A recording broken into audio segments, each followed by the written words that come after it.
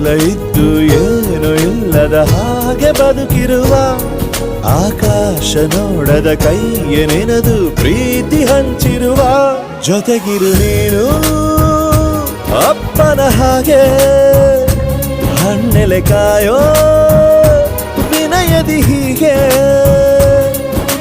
ನಿನ್ನನು ಪಡೆದ ನಾವು ಪುನೀತ ಬಾಳು ನಗು ನಗುತ್ತಾ ಬೊಂಬೆ ಹೇಳುತ್ತೈತೆ ಮತ್ತೆ ಹೇಳುತ್ತೈತೆ ನೀನೇ ರಾಜಕುಮಾರ.